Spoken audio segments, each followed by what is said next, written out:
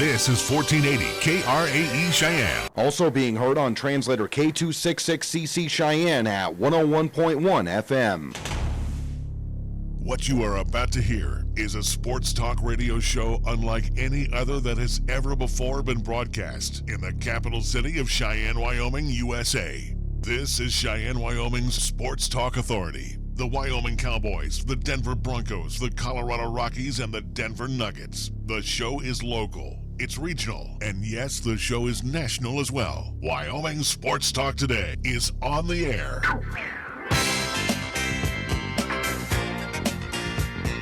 If they're talking sports on the radio in Cheyenne, this is the place it happens. This is Wyoming Sports Talk Today.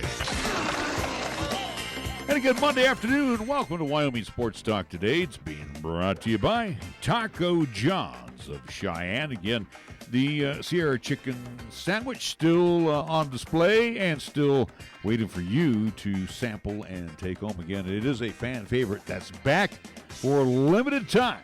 Taco John's of Cheyenne. Again, the Sierra Chicken Sandwich. Key of Cheyenne over on Nation Way. AJ right now says the 19s must go. The 20s are arriving, including the 2020 Telluride. What a great vehicle that is. What an SUV. So with the 19s on the move, that means some great pricing. That's right. Yeah, Kia doesn't really have to do that, but AJ says, you know what, we need to get that little incentive in there. So check out some great savings today at Kia of Cheyenne over on Nation Way. Platte Valley Bank times 2, the original location on Vanda High, the east side location in the corner of College and Pershing. Again, all of the banking services you come to expect and know and love. It's available today over at Platte Valley Bank times 2. Chick-fil-A at the corner of Windmill and Delrange. I hope you didn't miss out on that great summertime special they had. Well, if you did, well, I'm sure Ray and Cindy will have something else headed your way, and they'll let us know as soon as they know.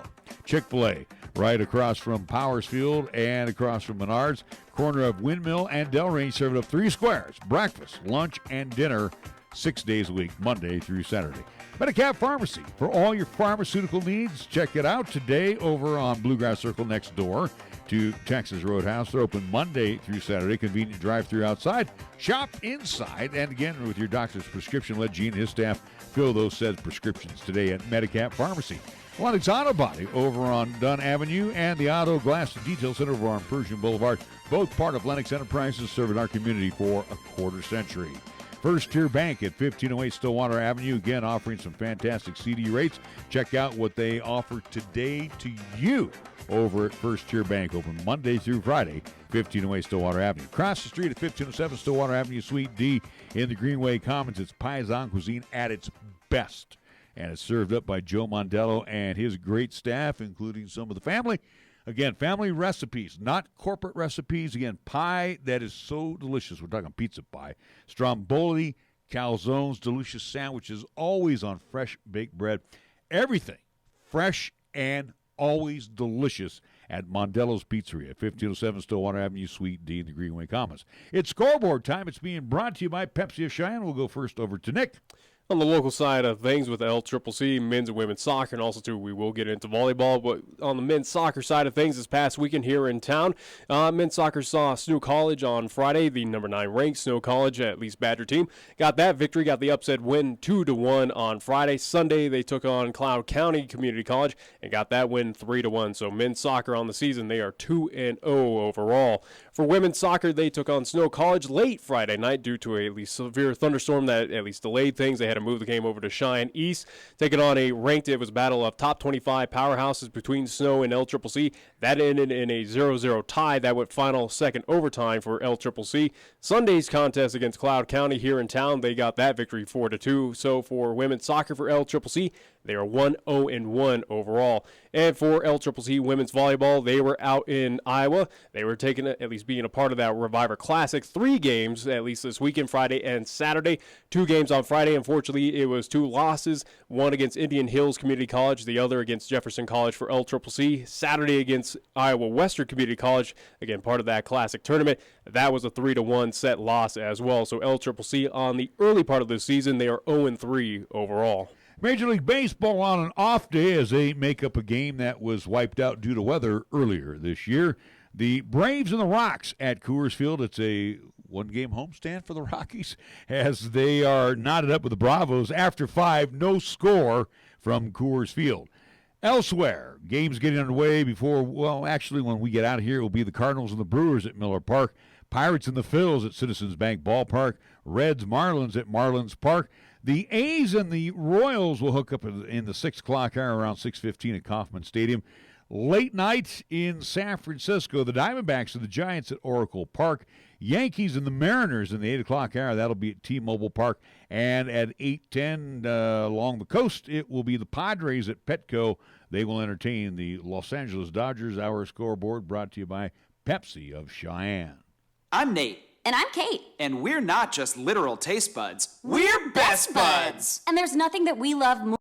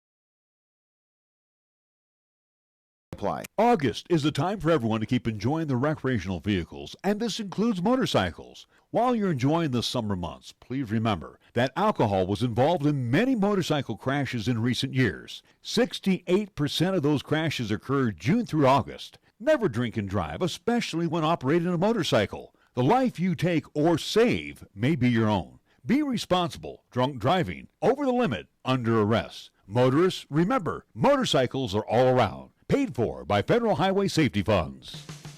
Check out the huge savings this week at Town & Country Supermarket Liquors. Here are just a few of the terrific weekly specials. Our Super Radio buys heard only right here feature Svedka Vodka, 1.75-liter bottle, $14.49.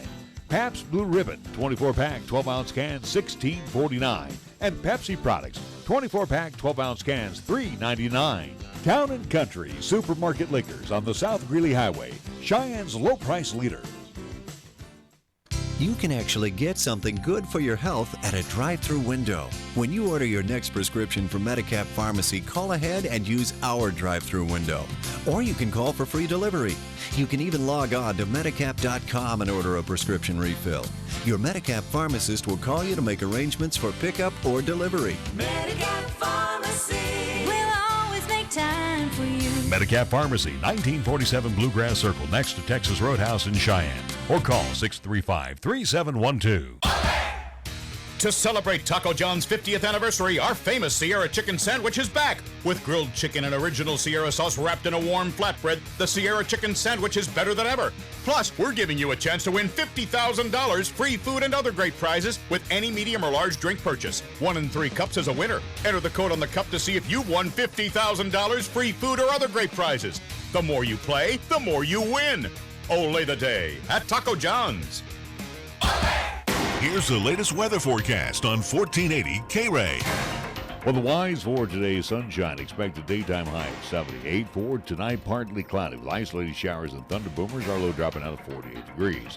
Mostly sunny for tomorrow with isolated showers in the morning. Expect a daytime high of 74. Partly cloudy Tuesday night with our low down to 47. Sunshine on Wednesday. We're calling for a daytime high of 81. When it comes to sports talk in Cheyenne, it's a whole new ballgame. Let's play ball! You're listening to Wyoming Sports Talk today, and it's only here on AM 1480 KRAE.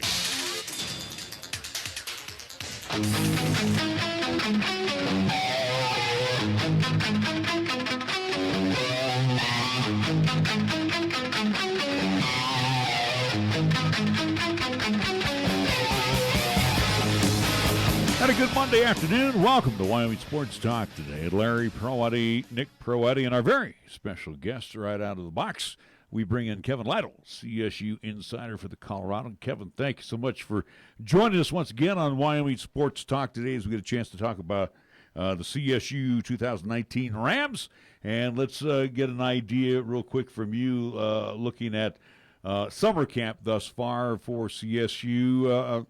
Are you liking what you're seeing thus far from the Rams? Again, everybody's 0-0. We understand that, but a different look from the Rams this year as opposed to last season. Yeah, things are definitely different from a year ago. You know, a year ago they had KJ Carr-Samuels in at quarterback, kind of a forced marriage after Colin Hill tore his ACL in spring. This year, there's no quarterback debate. This is Colin Hill's team. He's been the number one guy since the end of last season, and so I think that's one good change. Another, this time last year, Mike Bobo was just getting out of the hospital after being in the hospital for 10 days. He had that peripheral neuropathy. He basically lost feeling in his feet and everything. So just personally, it's good that he is, healthy or, becoming healthier and is out coaching. So definitely a different vibe last year. Last year, everything was chaos. This year, it's a lot more, kind of a normal football camp, but there's still lots of question marks after a 3-9 season. The Boo Birds were out quite a bit last year for the Rams, and I know Mike Bobo kind of felt that pressure. Is Coach Bobo and his staff under the gun this season? Yeah, I definitely think there's certainly a lot of pressure from the public, fans, and everything. As you mentioned, there was a lot of kind of anger and frustration at the end of last season because things had kind of been going the right direction, then a real hard flip toward the bad side. So there's a lot of public pressure, and then Joe Parker, the athletic director, kind of at the end of the season, and not so many words, released, there were some statements basically of we expect better. So there's definitely some pressure right now for Mike Bobo and his staff to get things going in the right direction pretty quickly. For the Mountain West, at least previewing for 2019 for football ranks, CSU finding themselves at least at the bottom half of the Mountain West in general. In the Mountain Division, at least experts are predicting them to do a little bit better, at least one better than New Mexico, the Lobos. In your opinion, Kevin, again, the preseason, at least predictions for CSU, where they're not expected to do a whole lot here in 2019, is that a fair evaluation of this Rams team, or could CSU surprise a few folks coming up here in 2019? I think it's fair from the standpoint of obviously 3-9 last year. They lost a good number of players that were key contributors. So, if you're looking at it from the outside, it's real easy to, see why there's pessimism. I guess the flip side is, there were definitely some locker room issues last year, and they've made some moves to change those things, and you kind of wonder how much of that group last year was part of that. And then their last two recruiting classes, appear to be a lot of talented, a lot of speed and all that, those type of things that everyone's always trying to get. So there are some good young players, but it's a pretty tough schedule, so I think it's very fair to have kind of low expectations for this team. It's a Pac-12 team, as always, to start off the season. Mile High Showdown against the Buffaloes. Buffaloes, have been showing signs that this ball club wants to get a little closer to being more competitive in the Pac-12. You look at this first acid test for the Rams. It looks like it's going to be a rough one for CSU. It's a tough one for sure. I mean, CSU hasn't beat CU under Mike Bobo. That's kind of one of the gripes fans have, is that these CSU teams under Bobo don't beat rivals. Obviously, Wyoming has kind of had their way with CSU. CU kind of the same way. But it's interesting, they have a new coaching staff. They certainly have talent. I mean, Steven Montez is an experienced quarterback. Laviska Shenault is, one of the best receivers in the nation, probably a top 10 pick in the NFL draft next year. So it's going to be a tough test for CSU, but there's, I think, a lot of pressure, again, to start off on the right foot, because if you beat CU, all of a sudden people are feeling good, where on the flip side, if they get blown out like they did last year, the anger is coming pretty quickly, that's for sure. And that CU contest coming up this Friday. Again, you can see it on ESPN, 8 o'clock Mountain Time, to see that Mile High showdown.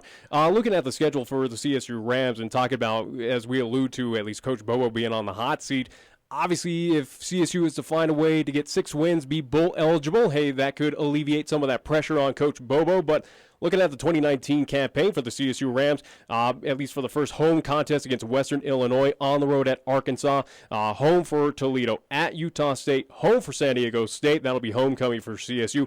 At New Mexico, at Fresno, home UNLV, home against Air Force, traveling up to Laramie to go see the Cowboys late in November, and then wrapping up at Fort Collins with Boise State Bronx. Looking at that 2019 schedule, Kevin, do the Rams have a shot at getting 6 wins at all this season? It'll be tough. I think those first 4, and then if you expand a little bit in the Mountain West play, first 6 are pretty tough. I mean, CU, as you mentioned, is a really hard game. They should beat Western Illinois, but the Rams lost to Illinois State last year, so they'll be on edge there. Arkansas, I know Arkansas is kind of in shambles, but going on the road and winning at an SEC team is always very, very tough, so you figure that's probably more than likely a loss. And then Toledo is a really good team coming into Fort Collins. They have a lot of returning players, and they can put up points. And then obviously San Diego State and Utah State to start conference play are tough. So I think they need to get at least 2 or 3 wins of that first 6 to have a chance. And bowl eligibility, I think, would keep Bobo his job. I think that would be enough to show things are moving in the right direction. But it's asking a lot. I think you'll really need to see the offensive line improve and Colin Hill to have a really big season to get there. We're talking Kevin Lytle, CSU insider for the Coloradoan. You know, Kevin, looking at the home slate this year, though, with Western Illinois, Toledo at home, you know, in Fort Collins, that pretty much kind of helps out a little bit. You get San Diego State at home, also UNLV, Air Force, and, of course, you wrap it with Boise State. But the home schedule this year, pretty decent for the Rams. Yeah, it's not a bad one. The last couple of years they've had, a Power 5 team come in here, and Oregon State the first year, and Arkansas, was a wild game last year. So you don't have that, but I think it's a pretty good schedule. Like I say, Toledo, I think, is kind of the sleeper of that group. Not necessarily the biggest name, but I think that's going to be a good team. And then certainly Boise State, I believe that's the day after Thanksgiving. That's always a fun one, kind of. I think for every Mountain West team, that's always kind of a marquee game when they come in, since they're sort of the class of the Mountain West. So it's a decent schedule, and playing San Diego State, the Rams haven't played the west part of that half of the West Division, I should say, for a while. So that'll be a fun one too. So yeah, it's a pretty decent home schedule, I would say. Let me go real quick here. I was just going to say, I was thinking back last year because we were there for Illinois State. We watched that contest, and we were also commenting on the Cowboys against Wofford last year, how Wofford just stayed in the ball game, and now Illinois State kind of pushed around the Rams last year. And then I was looking at some of the notes here where I don't know whether this came from above or the coaching staff, where last year's team was a little smaller and not as strong as they've had in the past. So this year you went out and got a new strength and conditioning coach for the Rams to make this team a little bit bigger and more physical. How's that coming along as you get a chance to view a practice here and there? Yeah, it's been really interesting. Joey Garaccio got promoted from within when Ryan Davis left from Maryland, and the players just love this guy. To a man, everyone I talk to just adores the work that he has done. Like you said, they moved up spring ball to be done basically in mid-March, so they're done really early, which expanded how long they could do off-season, weightlifting. And yeah, the whole goal is to get stronger, faster. Now, obviously, this time of year, we could go talk to every team, and they all claim they're bigger, stronger, faster than they were a year ago. But the players say they can really feel a difference, and some of them you can literally see the difference in their size and speed. So it all sounds good. I think it has been a good program, but that's one that I think time will tell as we get into the season. It's all good on paper, and then we'll see it in action at least coming up here at least soon. Again, this Friday with CU versus CSU. But I want to go back to at least the schedule, especially the home at least contest for 2019 for the CSU Rams, something that we also too saw down there at that brand new beautiful canvas stadium that Fort Collins does have, and CSU has the pleasure to play at. Crowds can be an issue down there in CSU. We've seen them at halftime where if CSU's not on the board or if they're well behind, those fans got better things to do down there at Fort Collins. And it's also too interesting that this year, Coach Bobo basically challenged the CSU Rams, I think in a quote that he said, that passion's got to be there. How big of an issue is fan base, or what's kind of CSU's answer to get fans out to Canvas Stadium to cheer on the Rams in 2019? Yeah, it's definitely a question. I mean, the getting there hasn't been a big issue. You know, the last 2 years have been two of the highest attended seasons in CSU history, so they're getting them there. But like you say, especially some of those games where CSU is losing, they can see the crowd bail out pretty early. And I don't think they have an answer, specifically yet. It's hard to do. You see a lot of programs doing some kind of weird gimmicky things to try and keep fans there. CSU hasn't gone to that right now. But I think, as it often does, it comes down to winning. The fans here are honestly a little fickle, and if the team's good, they're going to be good fans, as they showed, like in the Sonny Lubick era. It was not a problem. But if they're losing, people are going to bail out and go find other things to do. Kevin, we want to thank you for joining us here on Wyoming Sports Talk today, but before I let you go, I'm going to put you on the hook here. Real quick, your thoughts on the winner of the Mountain and the Western divisions. All right. I think Boise State will continue to reign as they do. And then even though Fresno State lost a lot of players, I think I still have to give Coach Tedford the benefit of the doubt with what he's done there. And I think we're going to get a Boise-Fresno rematch. The sequel. Oh, my. All right. Kevin, thank you so much for joining us. We'll catch up with you later on during the season. Thanks again for joining us here on Wyoming Sports Talk today.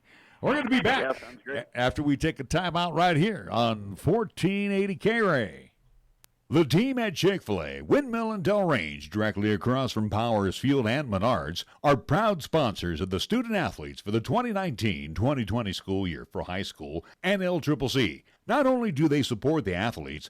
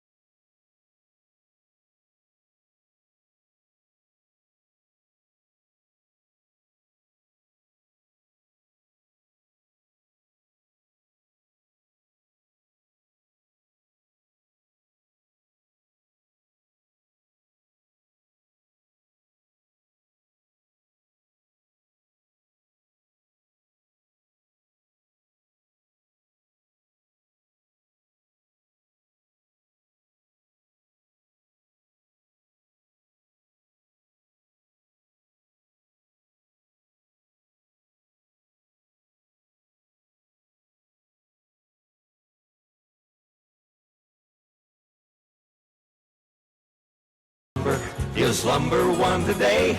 Are you listening? Capital Lumber's at your service all the way.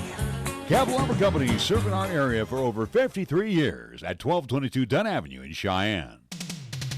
Your locally owned and operated radio stations, KYOI-FM and 1480 KRAE AM, are just that, local.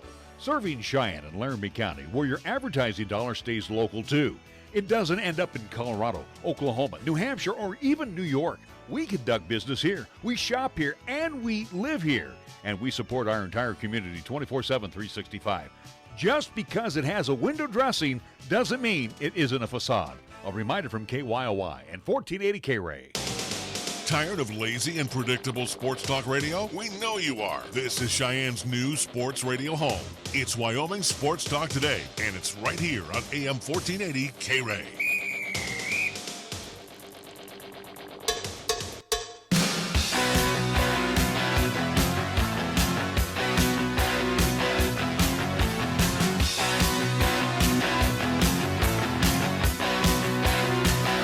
Well, we move from the Mountain West Conference now over to the SEC as we get a chance now to chat with Alex Schiffer, Mizzou beat writer for the Kansas City Star. Matter of fact, I was just reading an article that Alex posted. We'll get to that here in just a bit. Alex, thank you so much for joining us here on Wyoming Sports Talk today. Larry Perotti along with Nick Perotti. And again, our welcome and thank you to being on the program. Thank you guys for having me. I'm amped to make the trip out there this weekend. You know what? Looks like you might have some nice weather to come out here. That's one of those rarities. Actually, in Laramie, when you get September, probably through about mid-October, you're going to get good weather for football. The only thing, good football. I was going to say, the only thing you got to worry about is just the blasting winds out there. Or thunderstorms. Yeah, something like that. But at least it's not the heavy snow. Yeah, I don't think any snow is going to be in the forecast here. Alex, real quick, as we just had talked with another beat writer for the Coloradoan out of Fort Collins, let's talk about summer camp for the Tigers. Tell us a little bit about Mizzou, what you saw and what you liked during the summer camp. Yeah, this is Barry Oden's fourth season running the program. I think this is his best team. They've played a lot of young guys his first few years as true freshmen, and you're kind of starting to see them now have all these upperclassmen with a lot of games and snaps under the belt. What I like, they bring a lot back on offense, and I think worth keeping an eye. I think they're going to have one of the best run games in the conference. Larry Roundtree, the running back, might be the third best running back in the conference right now, and he might be one or two by the end of the season. Kelly Bryant kind of speaks for himself. Alberto, the tight end, might be a first-round pick or one of the first tight ends off the board in April. The defense, I think there's reason to think that they're going to be improved, but that really kind of comes down to who you ask with them. They're a weird position to kind of break down. I think there's reason to have optimism with them. I also think that it's fair to have skepticism as well. So I think that their secondary is going to be pretty improved, though, and that's something they kind of picked up on from fall camp. Alex, let's talk about the replacement for Drew Lock, who now is trying to make his mark with the Denver Broncos. Unfortunately, injured for the remainder of the preseason. The former Clemson quarterback, Kelly Bryant, tell us about the battle for the QB spot for the Mizzou Tigers. Well, there really hasn't been a battle. Barry Odom said on the first day of spring practices that Kelly Bryant's the starting quarterback. So it's been a known thing here for about 6 months now or so that he was going to be the guy. They have some guys behind him. Sean Robinson from TCU sitting out this year after transferring. If he was eligible immediately, he might have been an interesting backup that could have been serviceable for them. But Kelly's the guy, and they're going to go as far as he can take them. You're just on the cusp of being on the AP's top 25 poll. Again, looking at the early part of the schedule, and you get University of Wyoming in Laramie. And I know nobody takes anything for granted, but a lot of us have kind of penciled, that one in for Mizzou. And then you get a Southeast Missouri State, sandwiched in between is West Virginia. But a very good possibility that the Tigers are going to break that top 25 within the first 3 weeks of the season. Yeah, I have a vote. I voted Missouri 20th, I think, in my preseason poll. I think the way the poll's currently set up, if Missouri wins in Laramie, I think there's a chance they break in if there's a couple losses to those teams in the late 20s maybe, or maybe one or two in the teens and there's some room to move up. I think if Missouri wins in Wyoming and against West Virginia, then they're a lock to get in the top 25 by week 2. So, yeah, I think the schedule is definitely set up for them to get ranked early. And talking about at least this upcoming matchup coming up this Saturday again over at the War between the Cowboys and the Tigers, which again will be happening 5:30. You can see it if you're not able to attend that game on CBS Sports Network. But again, where we talk about the Wyoming Cowboys, where it's a team that is fairly young, and again, a lot of question marks on both the offense and defensive side, where at least Larry was talking about, hey, we've kind of penciled in that the Missouri Tigers are going to win this game even out here in the state of Wyoming. But is the feeling the same out there in Missouri, or at least around Columbia, that this is pretty much as it's tough to go to 72-20, it's pretty much a guaranteed win for the Tigers coming up this Saturday? Yeah, I was doing my own research last night and looking at, I remember Wyoming's defense when I was doing prep for this game last year in Columbia, that Wyoming's defense was very good, and that their secondary especially was very good.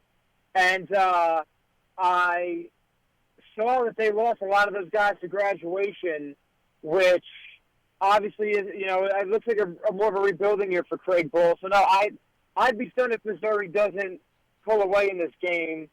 And some of the reserves did it. I mean, I think the game was so lopsided last year, and now you're telling me that a lot of the Wyoming players have, the key guys in that game are already off to graduation.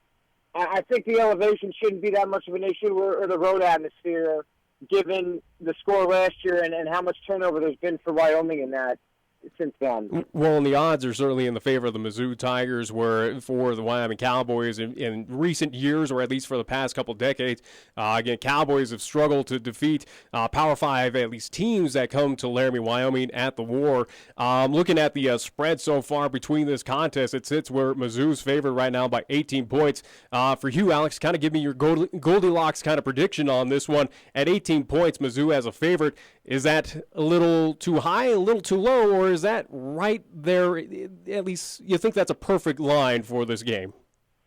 Yeah, disclaimer, I'm not much of a sports gambler. The last 3 times I told my friends which way to pick against the spread, it all blew up in my face, and they were off by about a point or two. But I predicted Missouri to win by more than 18. I think I predicted them to win by about 20. But I think if we're talking about a game that's going to get, lopsided, I think it comes down to sometimes just how much, does Missouri keep its foot on the gas pedal, or how much, how long do they keep the starters in? I think stuff like that really kind of ultimately determines what the final spread, what the spread ends up being, more so than matchup based. So, I think 18's fine. I wouldn't be surprised if it hit 20 just based on my gambling friends that I texted this morning's opinions.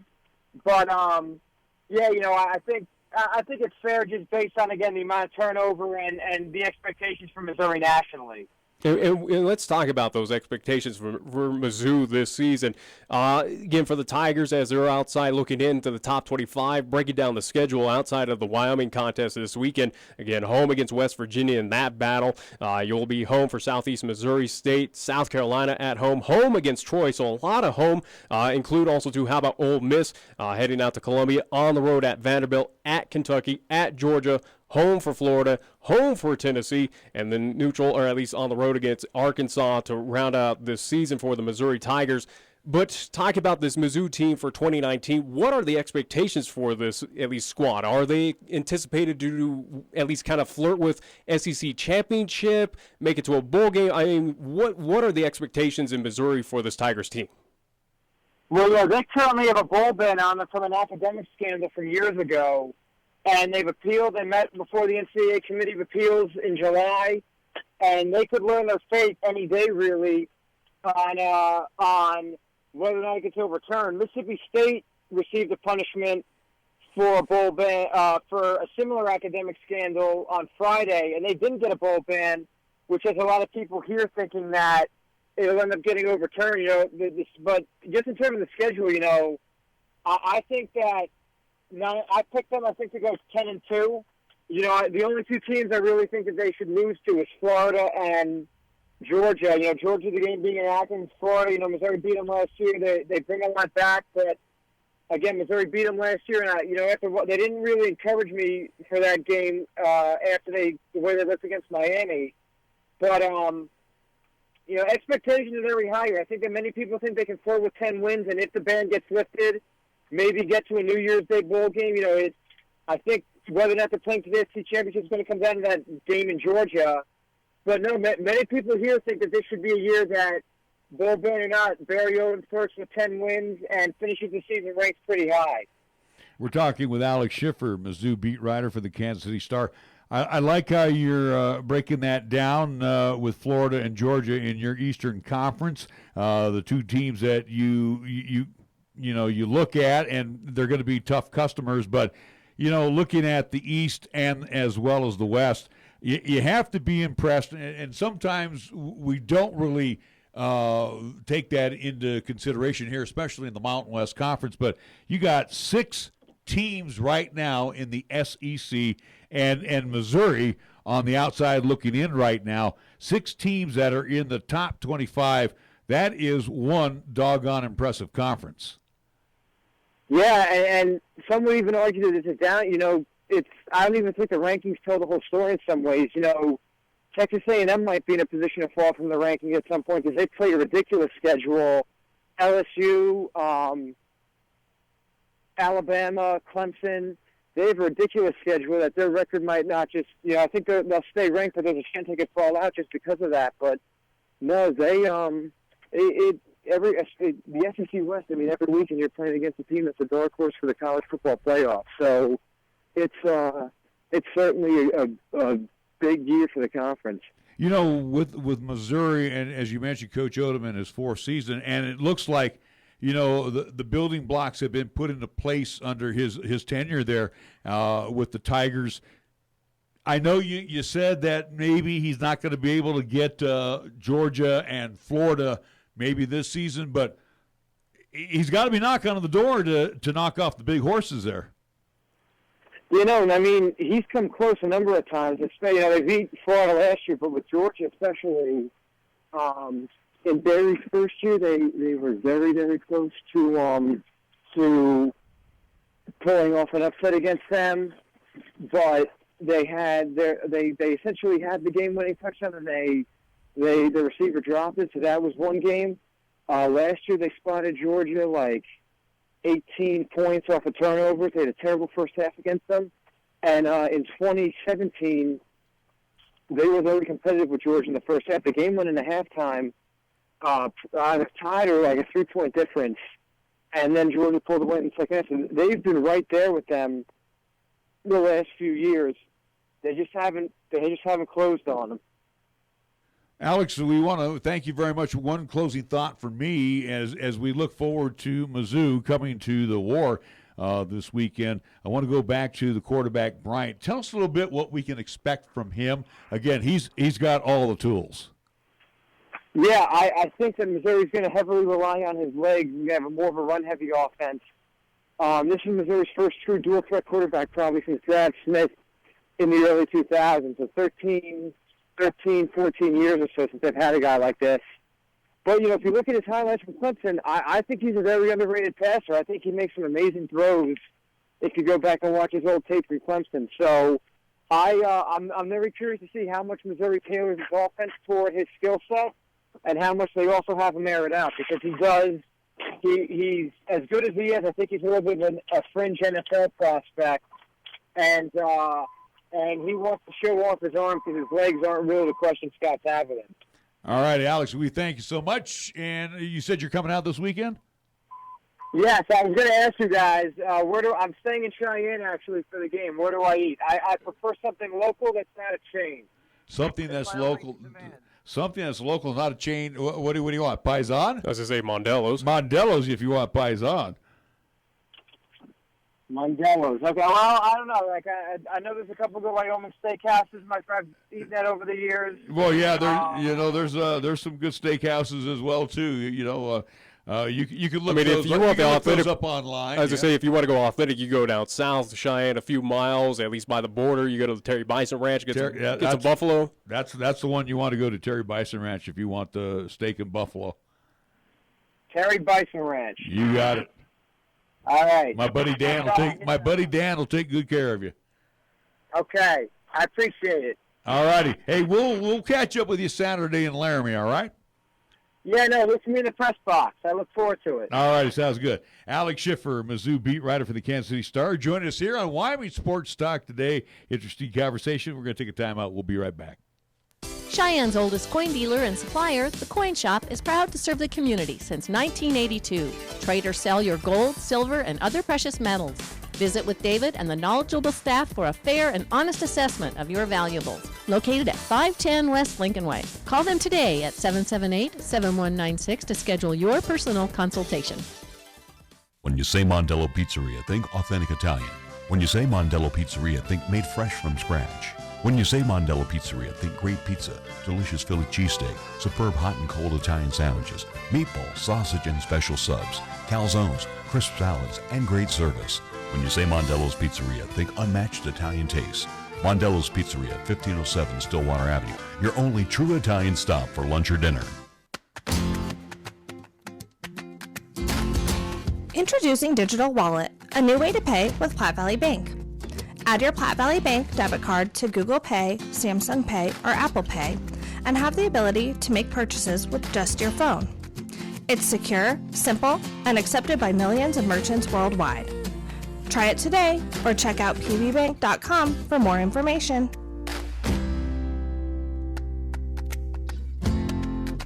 August is the time for everyone to keep enjoying their recreational vehicles, and this includes motorcycles. While you're enjoying the summer months, please remember that alcohol was involved in many motorcycle crashes in recent years. 68% of those crashes occurred June through August. Never drink and drive, especially when operating a motorcycle. The life you take or save may be your own. Be responsible. Drunk driving, over the limit, under arrest. Motorists, remember, motorcycles are all around. Paid for by Federal Highway Safety Funds. Check out the huge savings this week at Town & Country Supermarket Liquors. Here are just a few of the terrific weekly specials. Our Super Radio buys, heard only right here, features Svedka Vodka, 1.75-liter bottle, $14.49. Pabst Blue Ribbon, 24-pack, 12-ounce cans, $16.49. And Pepsi products, 24-pack, 12-ounce cans, $3.99. Town & Country Supermarket Liquors on the South Greeley Highway, Cheyenne's low-price leader. At Medicap Pharmacy, we concentrate on nothing but your medications and your health. Each location is a locally owned full-service neighborhood pharmacy. We won't make you walk through aisles and aisles of stuff or wait in a long line. Instead, we'll always make time for you by listening, answering your questions, and explaining your prescriptions. Medicap Pharmacy. We'll always make time for you. Medicap Pharmacy, 1947 Bluegrass Circle, next to Texas Roadhouse in Cheyenne. Or call 635-3712. To celebrate Taco John's 50th anniversary, our famous Sierra Chicken Sandwich is back. With grilled chicken and original Sierra sauce wrapped in a warm flatbread, the Sierra Chicken Sandwich is better than ever. Plus, we're giving you a chance to win $50,000, free food, and other great prizes with any medium or large drink purchase. 1 in 3 cups is a winner. Enter the code on the cup to see if you've won $50,000, free food, or other great prizes. The more you play, the more you win. Ole the day at Taco John's. Here's the latest weather forecast on 1480 KRAE. Well, the wise for today's sunshine. Expect a daytime high of 78. For tonight, partly cloudy with isolated showers and thunder boomers. Our low dropping out of 48 degrees. Mostly sunny for tomorrow with isolated showers in the morning. Expect a daytime high of 74. Partly cloudy Tuesday night with our low down to 47. Sunshine on Wednesday. We're calling for a daytime high of 81. Here the season never ends. From Wyoming sports to the Broncos in Denver. From Rockies baseball to talking hoops with Nuggets basketball. Local, regional, and national. This is Wyoming Sports Talk Today, right here on AM 1480 KRAE. Wow, what a great week. It's good to have everybody here. Nothing more special than college football than opening weekend. The students are coming back, and I hear the band playing and practicing like we are. And, you know, we got a huge event planned for our fans to be able to participate with Stripe Out. I know my wife was running around emphatically making sure everybody had the right color shirt on, whether it be brown or gold, and we're going to wear our school colors really well. So big week. We are healthy, and that's encouraging. Trey Smith has returned to participate. He should be cleared. We're anticipating that.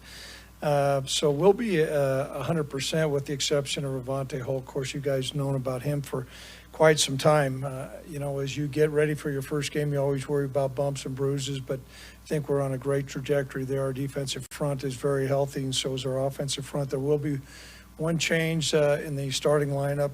Eric Bougier will start at the left guard spot, but you will see Patrick Arnold play as well. And so we're certainly excited about that. I do believe we already noted that Rome Weber is going to be the starting safety. Braden Smith will play, though, quite a bit, but it's great to see Rome out there. And so, our football team is excited about playing. And there comes a point where there's a confidence that a team has. As a head coach, you always look forward to how the team is going to play, and typically you're going to play how you practice, and I think we've been practicing well. Our opponent, a great deal of respect for the University of Missouri. Coach Odom has got an experienced coaching staff, and he's a great gentleman, but I personally know a lot of their head coaches, but more so reflective of their program. I think they're just right on the outside of the top 25, and I can certainly understand that. They led Kelly Bryant. Everybody knows about him. He had a really successful career at Clemson. They've got a returning All-American candidate at tight end. They used him well. Big, strong guy that can run really well. Got a pair of running backs, Roundtree and Brady. That's a great 1-2 punch, experienced offensive line, and a whole group of wide receivers. Many times as head coaches, we will tend to try to paint the opponents as All-Americans, but these guys are really good. And so we're going to have our hands full. Cale Garrett is a second-team All-SEC linebacker, and they've got a second-team All-SEC corner, DeMarcus AC. And so you're looking at a really experienced football team that's well coached. I think we're, for the most part, pretty experienced, and we're well coached also. And so the makings are there. It'll be a great game come Saturday night at 5:30. And this time I'll open up any questions that you might have. Yes, Robert. With starting Eric, actually, you'll play both Pat too, but what did you see from Eric or to make the decision just to start Right. him? Well, it's been a heated competition, and that's always healthy. Eric has honed down his assignments. He's become much more assignment conscious. He's been able to come off the football. Patrick's done a good job also. Eric provides a big, strong presence at the guard. I mean, he's over 260 pounds, and he moves it well. And against a defensive front like this, we feel like we're going to need some guys. So he's just been playing a little bit better than Patrick, and so that's why we made that adjustment. Other questions? Yes. You mentioned the tight end that they have. Obviously, you saw him last year. What is the challenge going up against a guy with that kind of skill set, that kind of size? Well, that and there lies a problem. You got a guy that's 6'5". I think he's almost 255 pounds. He runs really well. Anytime you have that type of presence, and then his ability to catch the football and make plays after the catch, and he's an imposing figure, and they do a great job. Sometimes teams don't have tight ends in their program. They do, and they utilize him well. He can stretch the field vertically. He can make plays once he catches the football, and he's a capable blocker. Yes. How much do you expect to have these veteran corners you guys have help out a young defensive line to get more of a pass rush? And I guess how underrated is that to have two returning corners? Well, I think it's really important. And going into this game last year, we were in a different place, and so there's going to be times that those guys are going to be taxed. And last year we were kind of reversed. We had some experienced safeties, experienced front, and we were very inexperienced at the corners. We won't change dramatically our scheme, but certainly we're going to leverage their experience. And for us to really play well, those corners are going to need to play well also. Yep. You mentioned having Trey Smith back. I know he missed obviously the time of concussion. Do you feel pretty confident that with the reps he'll get this week in practice that he'll be ready, ready to contribute? Yeah, how much is it going to be dependent? He's going to return to practice today, and today's a non-contact day, and so how much of that's going to be contingent, Robert, on how he goes back in and picks up a lot of his assignments. He'll return to full contact tomorrow if he progresses through the protocol, and the better he does, the more confident we're going to have. Titus Swain has really played well, and you will see him play in the ball game as well. Just to follow up, you saw him bird back from that. Yes. Keon? He's back. I always say this, game week, they all go see the Wizards. Somehow everybody gets better, and they're all back. Yes. You got a team coming out here that's obviously never played at this elevation. I know you guys will do a ton of tempo stuff, but do you look at that to maybe use that? Well, they're a tempo team, and so we're going to do what we do. We have, a 2-minute stuff in our offense, but that's not been our mindset. And, and I can understand that. You get the elevation and tempo. What we are striving to do is make sure we're staying on the field offensively and get some 3-and-outs on defense so we can wear their defense down. Yes. Just your thoughts on your team captains, like 4 seniors, Mm-hmm. guys from, Wyoming, a redshirt freshman quarterback. I mean, just your thoughts of what you really like about those guys and what in your mind makes them good leaders. Well, first of all, I think you noted we've got a couple guys from Wyoming as team captains, and that says a lot. I don't know if that was always maybe Wyoming players were thought of in that light, but to have 2 guys, particularly from Natrona County, I think it's a great compliment to Coach Harshman and Natrona County to have 2 guys from his school that are going to be captains, and those guys are recognized and elected by their peers. Also, I think it's unique to have a redshirt freshman quarterback, that has garnered that much respect, and a lot of that is earned, even though he just started a couple games last year. He did start, but his whole makeup on how he's handled the offseason and everything else, people believe in him, and I think when you have a quarterback that's got that kind of leadership skills, people want to follow him. And also to have Austin Conway, a skilled player that's been around a while, and Josiah Hall, we're really excited about those guys. And any time for me through the years when you've had good leadership, particularly at the captain position, you got a chance to be pretty good. And that's going to be important for those guys to lead this football team. And we feel very good about them. I feel personally very good about those guys. Following your years of coaching, whether it's been assistant or head coach, have you ever had a redshirt freshman as a captain? No, but what's unique is he played last year. And so I think it's a unique situation. But no, I haven't. I mean, the most we've had is a 3-year captain. I think Logan and Marcus were 3-year captains. But if Sean would not have played, I doubt that he would have garnered this much the voting. But he played last year and played well. Yes. Do you know which of your true freshmen other than Titus and Trayton that you'll be playing more than the 4 games going into the season? I would say right now Titus is probably going to be the guy that's going to play the most. Yep.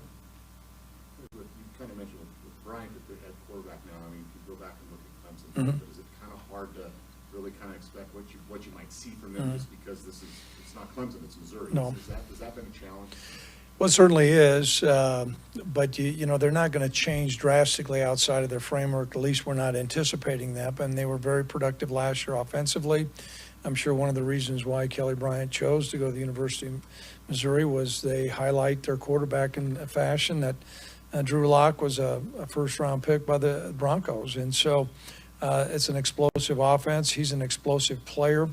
We've combed through all the stuff that he did, obviously, at Clemson, and we've tried to assimilate that into what they do. And I think we got a game plan that's going to reflect that. But nonetheless, there's probably going to be some surprises.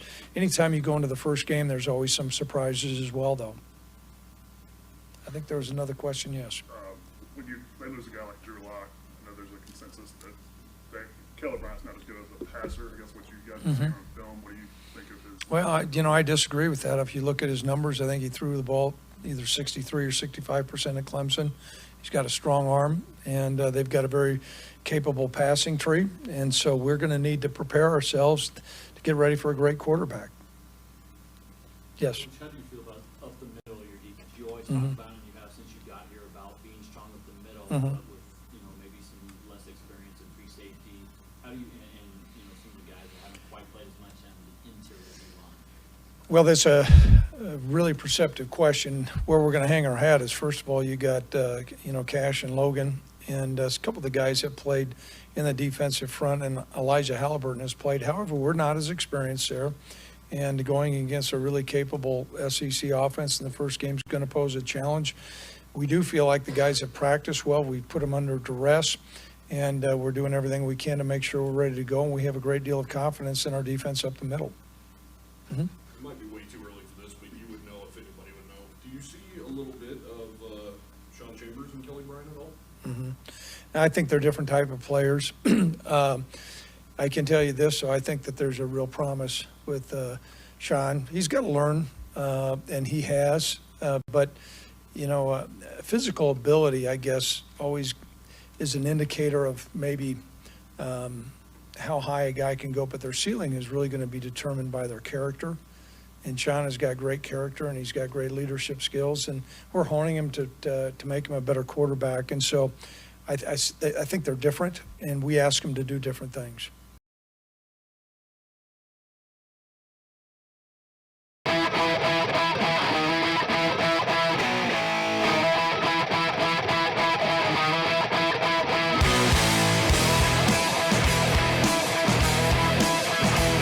Well, we went back to back to back. We had Kevin Lytle along with Alex Schiffer, and then head coach of the University of Wyoming Cowboys, Craig Bull, joined us here in hour number 1 of Wyoming Sports Talk today. Mizzou Tigers football season, and the Cowboys coming up this Saturday late afternoon at the War. 5:30 again. If you're not unable to make the game this Saturday again, it is on CBS Sports Network, so it is televised. And 5:30 is kickoff there on Saturday, Mizzou versus Wyoming. But however, you need to go. What? You need to be there. You need to, again, it's the Stripe Out Saturday against the Stripe Out Tigers. Shirts, do want to remind folks, they're not given away. You do have to go to the Brown and Gold outlet, so you do have to pay. Yeah, you do have to buy those on top of the tickets, unfortunately. But again, those at least shirts. Again, the maps are coordinated online to see what section you are in, whether it is brown or gold. So they will try to do that. It'll be interesting to see how it goes. Yeah, hopefully it does go well. It pans out. Yeah, hopefully it does not blow up in the university's face. But again, that is happening this Saturday. Again, we do have 3 pairs of tickets that we'll give away at least talking about today, tomorrow, and Wednesday. We might give away the pair of tickets as we're close to the top of the hour. In hour number 2, again, we'll go back to the Fishbowl of Awesomeness. At least choose a person at random to win today's pair. We do have 2 more, and also 2. I think tomorrow we'll give away, at least on one of the pair of tickets, we'll give away that Summit View parking lot pass as well, too, to a lucky winner coming up tomorrow. But, again, thank you to all who did at least like, share, comment on our posts on the Wyoming Sports Talk Today Facebook page, where you still have an opportunity to head on over there. It's pinned at the top. All we do is ask you to like and follow the Wyoming Sports Talk Today Facebook page so you can get updates, whether it is ticket giveaways for this contest throughout Cowboy football season, also, too, for Cowboy basketball season, maybe even Cowgirl basketball, at least tickets possibly, and then also to any other LCCC tickets that we give away, like for instance against the Sean Doobie Memorial Rodeo happening this year. So again, stay tuned.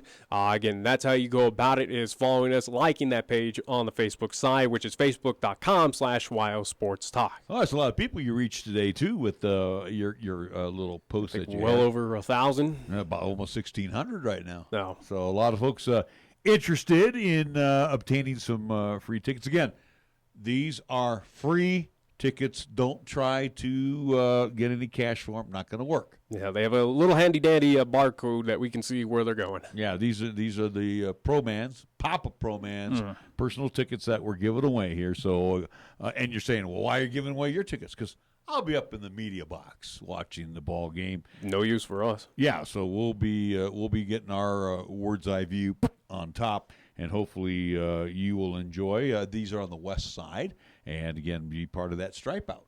All right, we have reached the 4 o'clock hour. We'll come back. We'll talk about some stuff that we had here this hour, and again, we want to remind you, tickets to give away. You want to do that right out of the box, Nick? It's up to you. We can do it after sponsor read and all that other Let's stuff. do it then. Again, we'll do commercial break, then come back. All right, that sounds like a plan. So in about 6 minutes, we'll be giving away tickets to see UW and the Tigers of Missouri coming up this Saturday. This is 1480 KRAE Cheyenne. What you are about to hear is a sports talk radio show unlike any other that has ever before been broadcast in the capital city of Cheyenne, Wyoming, USA. This is Cheyenne, Wyoming's Sports Talk Authority. The Wyoming Cowboys, the Denver Broncos, the Colorado Rockies, and the Denver Nuggets. The show is local, it's regional, and yes, the show is national as well. Wyoming Sports Talk Today is on the air.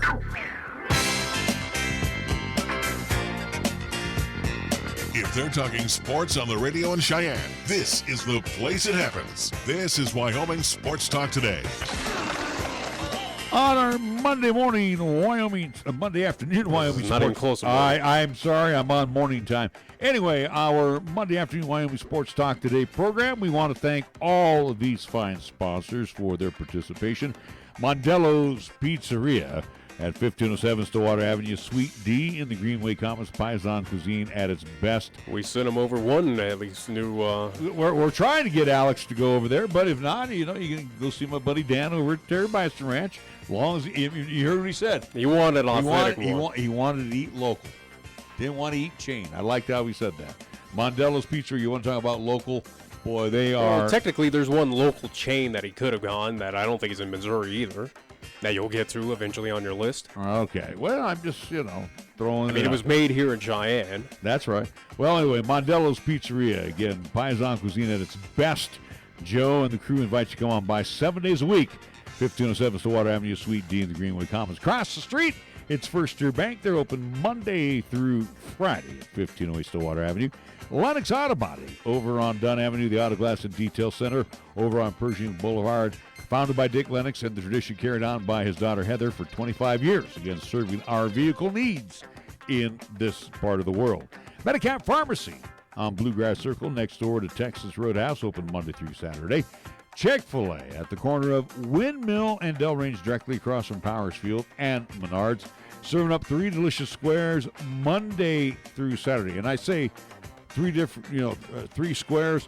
Try their breakfast. They got 2 convenient drive-thrus to get you in and get you out as well, too. Chick-fil-A, Windmill, and Delrange. Platte Valley Bank ×2. Banking done the old-fashioned way. Customer service, of course, done the high-technology way, the Nixter way, and everything in between. They cover all angles at Platte Valley Bank on Vanda High and at the corner of College and Pershing. We also want to thank Key of Cheyenne over on Nation Way. My good buddy AJ and the crew over there invite you to come on by, test drive a 19 because they need to move off the lot right now. The 20s are arriving, including the all-new 2020 Telluride SUV. Key of Cheyenne offering some sensational deals to go right now with that family of Kia automobiles. So check out what they have for you today, Key of Cheyenne on Nation Way. And we also want to thank Taco John's of Cheyenne. Again, with all of their locations here in Cheyenne, they invite you to try the Sierra Chicken Sandwich here for a limited time only. So, again, made the Taco John's way. Their Sierra Chicken, absolutely delicious.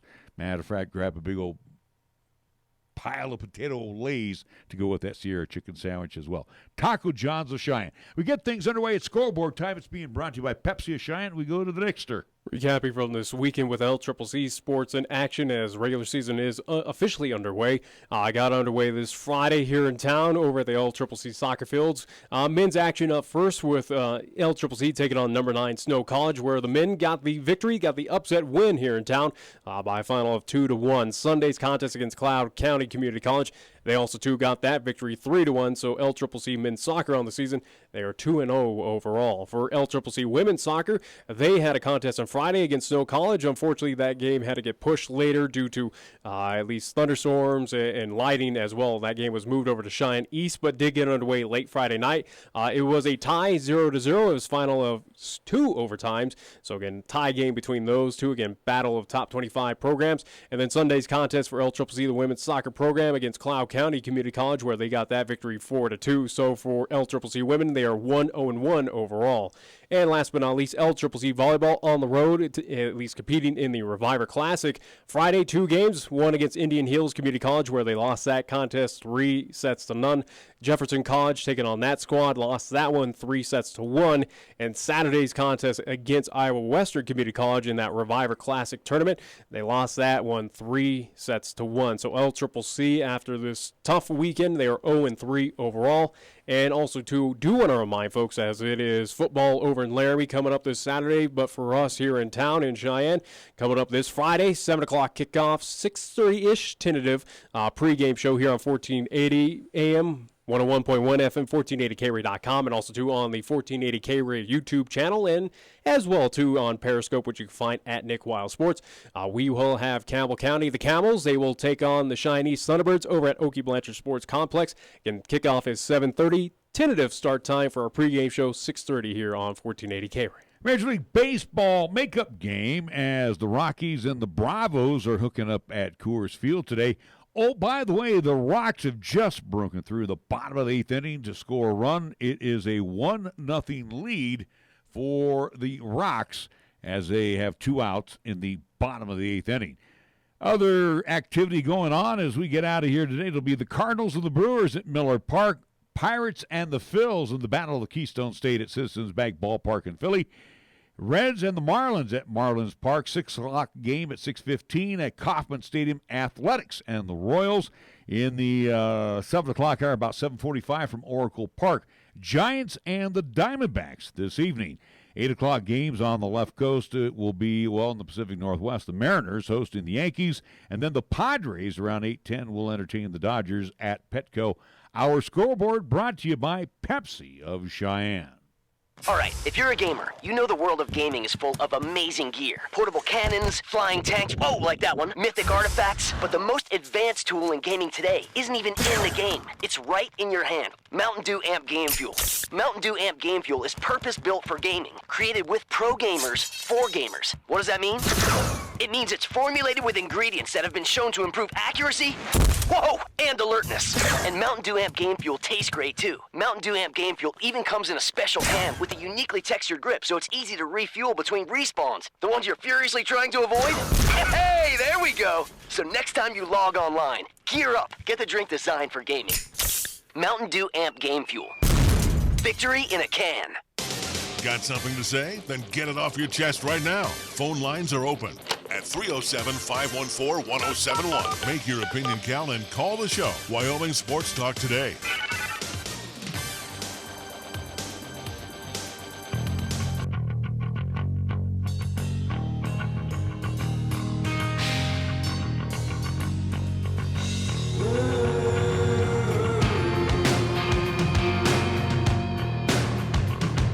We are back on Wyoming Sports Talk today. A buddy of mine posted a picture here from Coors Field today. Nick, it kind of reminds me of when we went and saw the Giants and the Rocks in that day game. All right, where no one was there? Yeah, well, nobody was there. I mean, this is pretty much an empty stadium, too, watching the Rockies. Well, go figure. Again, who's going to... You got the best in the East and the worst in the West right now. And also, too, it's before at least...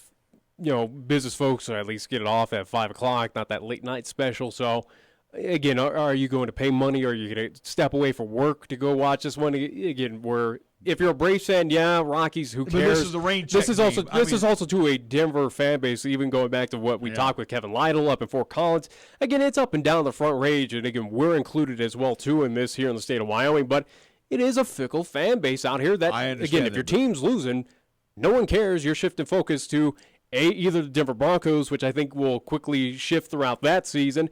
Colorado Buffaloes, the Rams, the Air Force Falcons. I know, I understand. I'm just making a point. It's about the same crowd as when we went and watched the Giants beat the Rockies. We're talking about a Rockies team that is flirting to be dead last in the NL West and being one of the worst teams in the National League. They are in the cellar right now. We have some tickets. And, again, thank you first off to the University of Wyoming as part of my plan that I have with them. To give away these tickets. Again, these are my personal seats, which I sit up in the press area. So it's like, well, I'm not going to just hoard these tickets. I want to give them away. Again, absolutely free. And those of you that win, use those tickets. If you can't use them, find somebody who can. Yeah.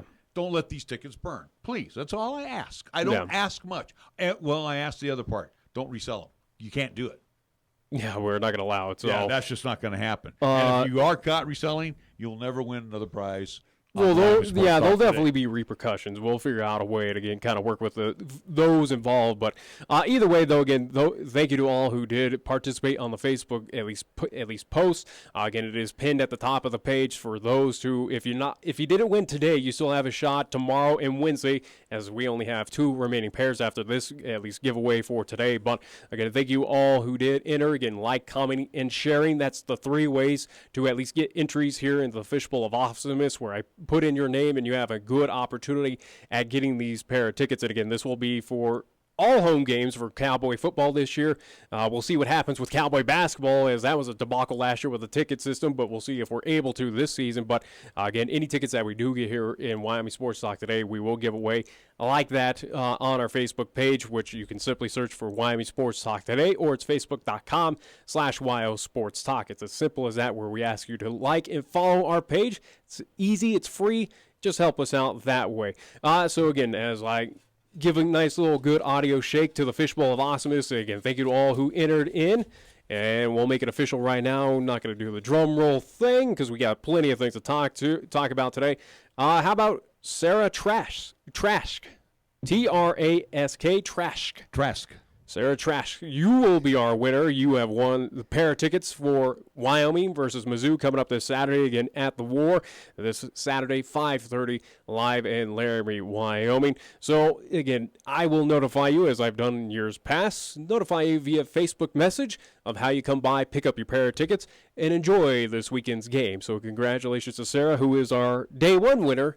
Don't fret if you didn't win today. Again, we will have a drawing tomorrow and a drawing Wednesday as well, too, here on Wyoming Sports Talk today. All right, so we are off and running for the 2019 football campaign.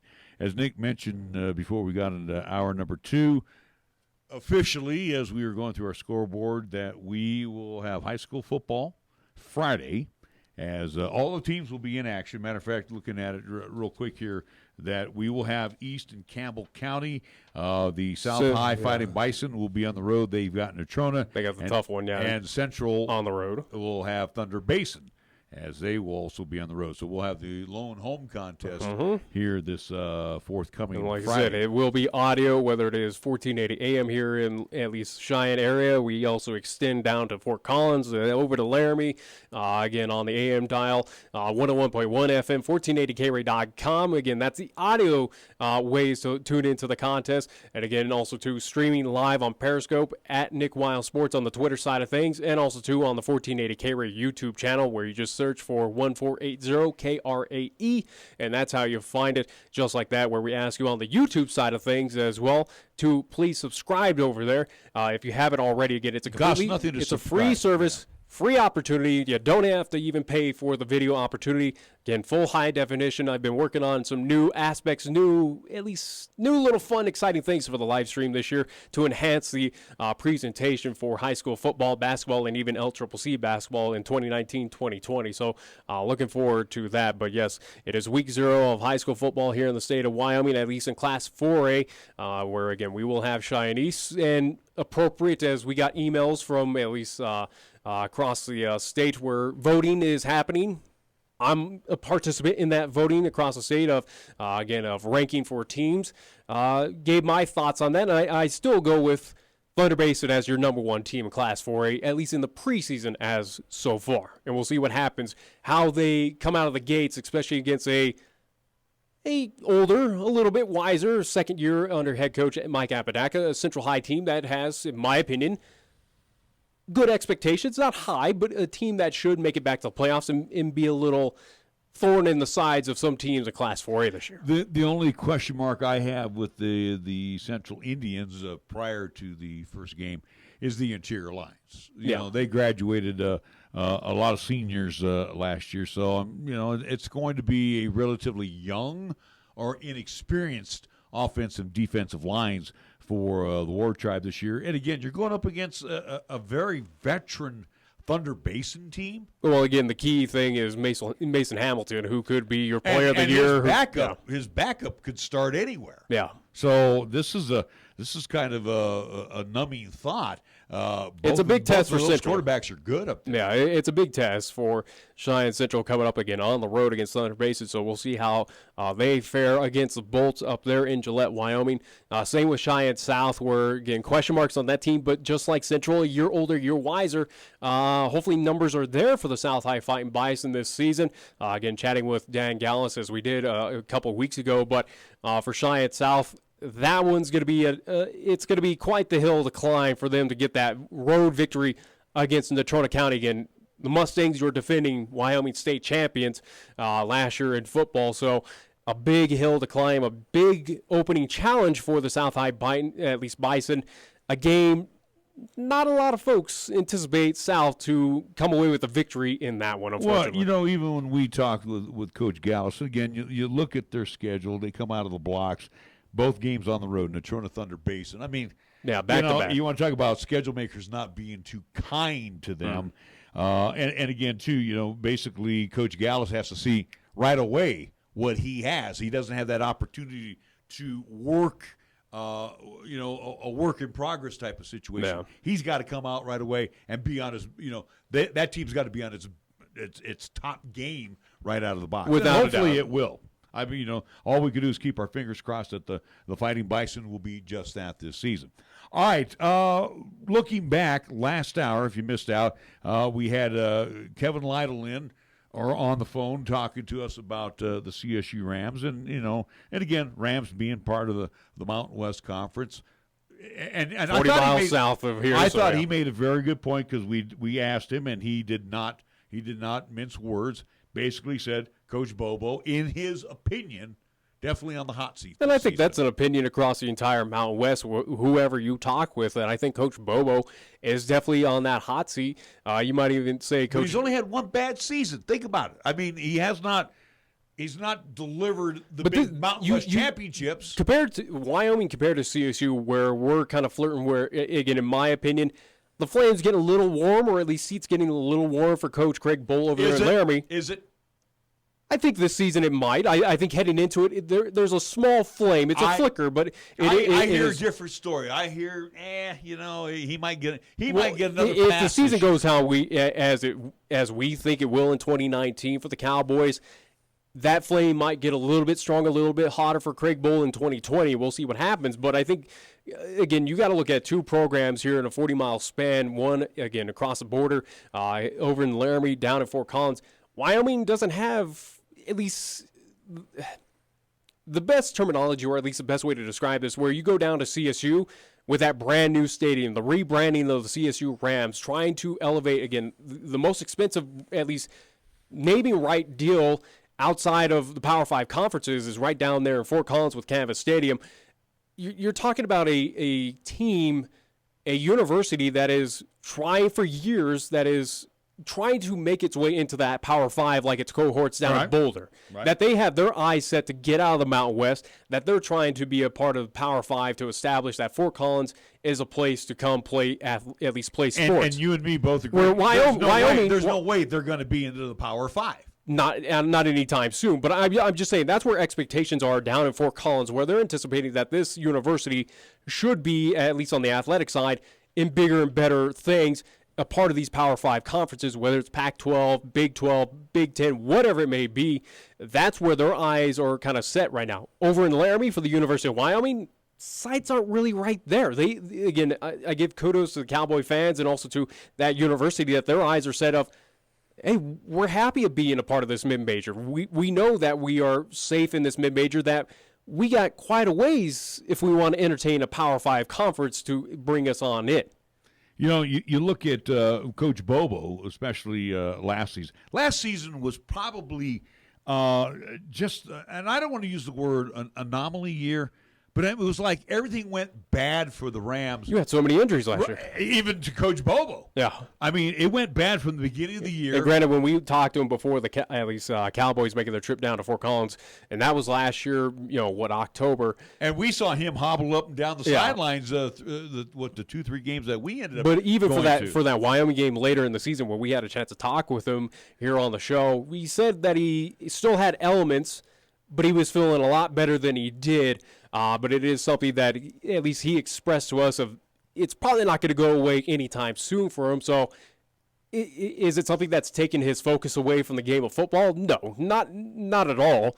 But it is something that he does have to worry about it, and again, off the field, dealing with the doctor visits or whatever may happen. Hey, that does take some time of his life. And again, all the best to Coach Bobo, and hopefully he gets over what has happened, at least to him recently. But on that theme for CSU for 2018, it was injuries just plagued that team. Bad mistake. It was a young team that had a lot of miscues, a lot of bad luck that just came to the CSU Rams last year. Well, and looking at the numbers and doing the comparisons, and again, a lot is expected here. in Wyoming, and a lot is expected along the Front Range, especially in the Fort Collins, Greeley, Loveland area. So Bobo, in his you could all the way go down to Colorado Springs, but in it, obviously they have the Air Force down there. But anyway, he's completed 4 seasons. He's 24-27. He's 17-15 in the Mountain West Conference. So he's above 500.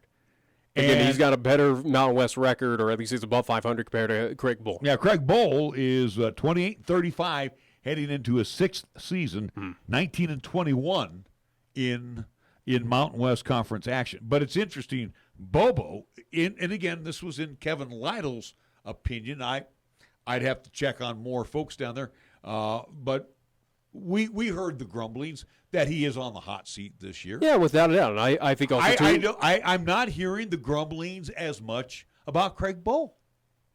No, I think it is something that we're, in my opinion, and again, probably not. It's probably an unpopular opinion, but I do believe for Craig Bull, heading into this year, there should be some flame. There should be some heat on that seat for Craig Bull heading into 2019. Again, that's just my expectations for this university, where you're talking, again, going back to the numbers of what this university's accomplished in the tenure under Craig Bull, has not lived up to what my expectations were, at least with this hiring of Craig Bull to be the head man at the University of Wyoming. Again, we're talking side set to compete with the Boise States, Utah States, Fresno, being that top dog in the Mountain West. And they're not going to. It's inconsistent. Yeah, they're not going to this year. They're not going to compete with Boise State. That's all. They're not going to compete with Utah State. No. And again, I still have my doubts against the Air Force.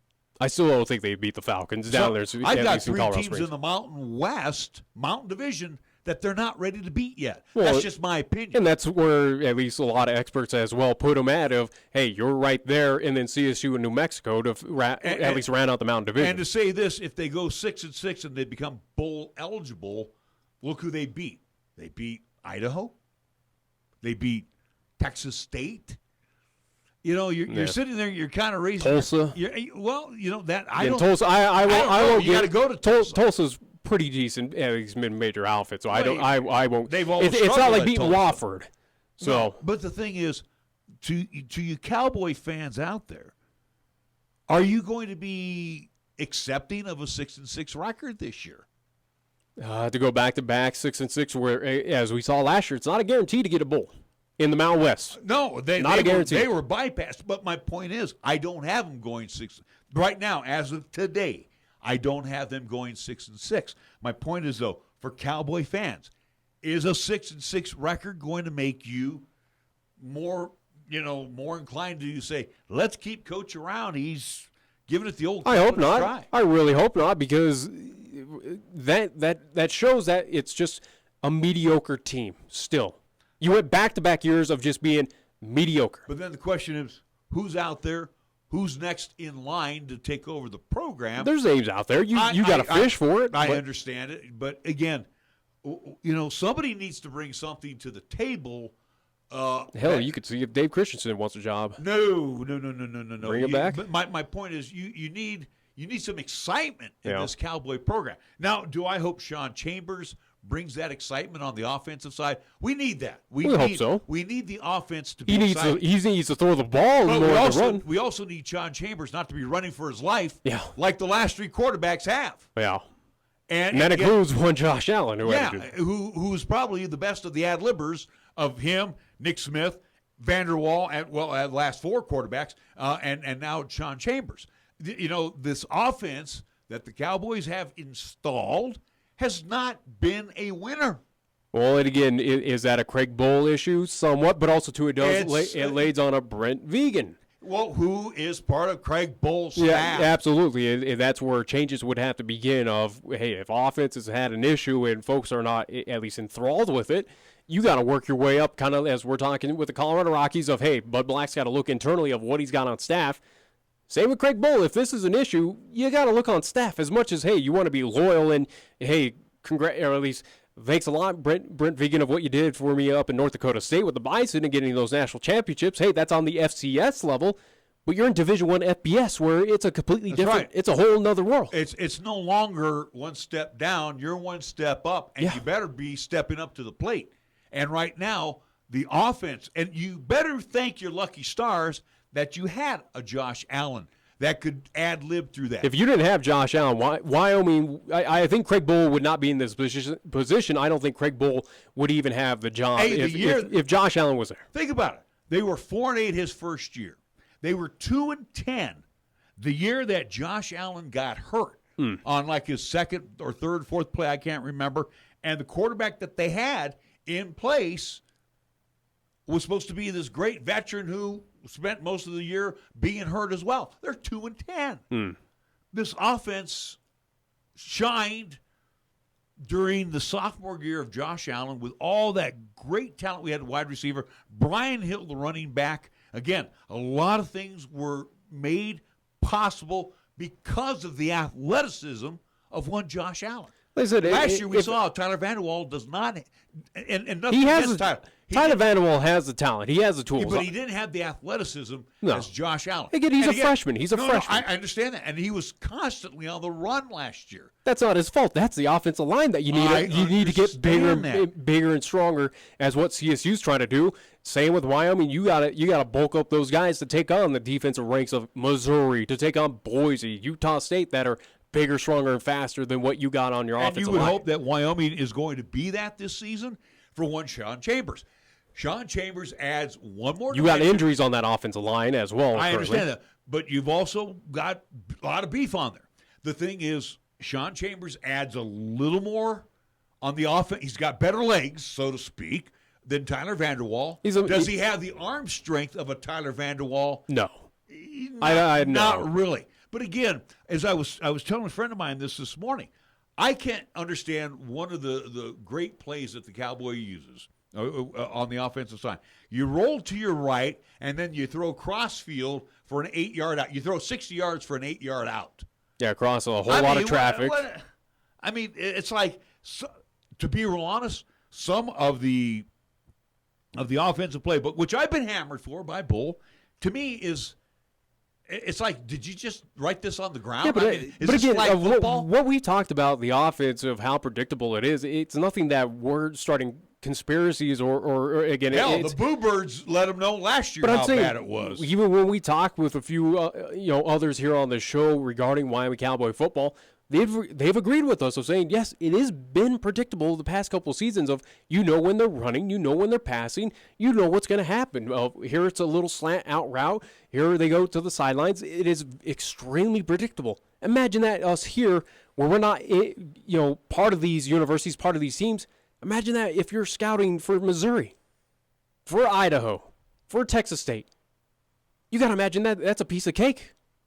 If they're that predictable, again, where we're anticipating that, it should be an easy win for that defense of whoever they're facing against the Wyoming Cowboy offense at this point in time. But going back to this team of where expectations compared to CSU, compared to the University of Wyoming, where for me, for Craig Bull, for this Cowboys team for the past couple of seasons of bringing him in, the key thing, and it is something that we've talked to, for instance, with Cody Tucker of 7220sports.com, of the key word of what my expectations is or what I want out of this team is consistency.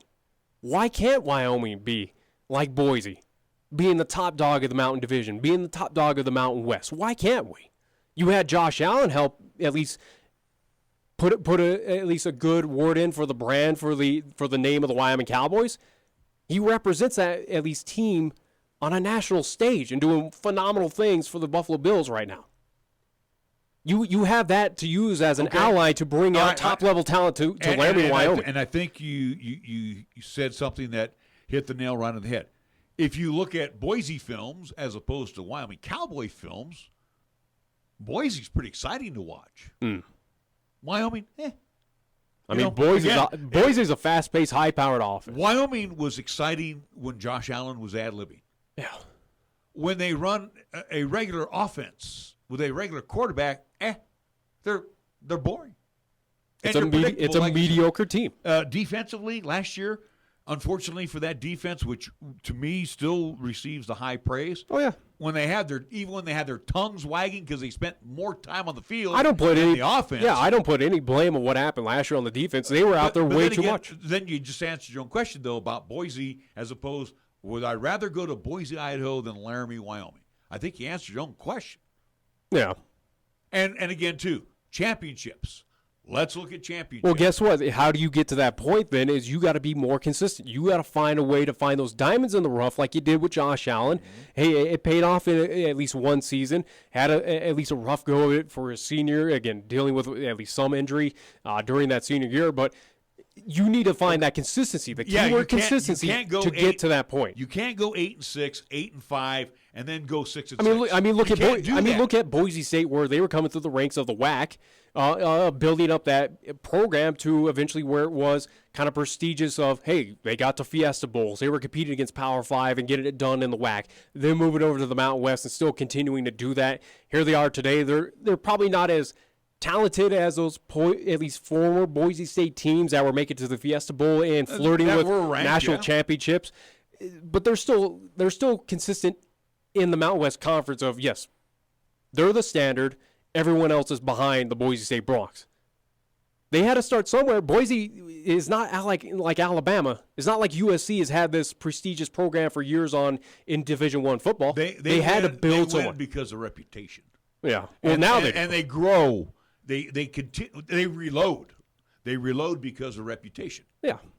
And the thing is, unfortunately, in 6 years under Craig Bull, the Wyoming Cowboys have not had that opportunity to reload. We've had to rebuild. Yeah. And again, you come in with a 4-8 record your first year, then you drop to 2-10 the next year. Well, look at again. If you want to go off of patterns, look at what you were 2018, or at least 2017 to 2018. Yeah. Granted, you lost one game, but it was still trekking downwards in a negative. Yeah. So that's it. There hasn't been any consistency with the program under this coach. And guess what? And no different than it was with Dave Christensen. Yeah, with no consistency. If I'm a recruit, I go, okay, there is a Boise, there's a Utah State that's doing well now. I'll go to Fresno. I'll go to San Diego State. I know, but the last three coaches, Joe Glenn, Dave Christensen, along with Craig Bull, no consistency. Yeah.